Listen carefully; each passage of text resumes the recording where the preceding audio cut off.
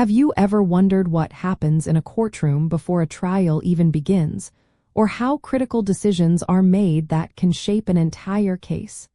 It is a fascinating and fundamental aspect of our legal system, ensuring fairness and efficiency.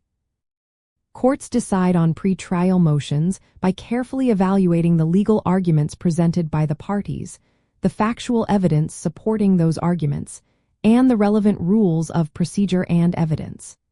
Essentially, a judge acts as a neutral arbiter, applying established legal principles to the specific circumstances outlined in the motion. The fundamental reason behind these decisions lies in the court's role to manage litigation effectively and ensure due process. A pretrial motion is a formal request for a court order, asking the judge to rule on a specific point of law or fact before the full trial commences. Judges consider several crucial factors. First, they assess the motion's legal merit, determining if it is supported by applicable statutes and prior court decisions, known as precedent.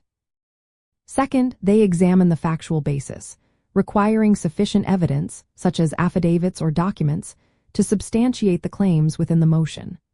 Finally, judges verify procedural compliance, ensuring that all rules regarding the motion's timing, format, and notification of other parties have been meticulously followed.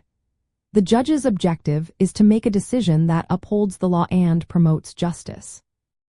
To initiate this process, a party files a written motion with the court, typically accompanied by a legal brief explaining why the motion should be granted and supported by any necessary evidence.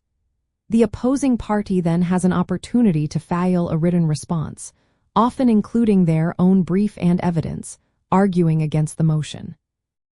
After reviewing these submissions, the judge may, but does not always, schedule a hearing for oral arguments, allowing attorneys to present their positions verbally and answer any questions the court may have.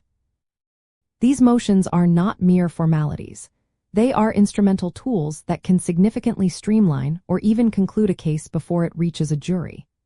Key examples include motions to compel discovery, which ensure that parties exchange necessary information and evidence, and motions for summary judgment, which ask the court to rule that there are no genuine disputes of material fact and that the moving party is entitled to judgment as a matter of law.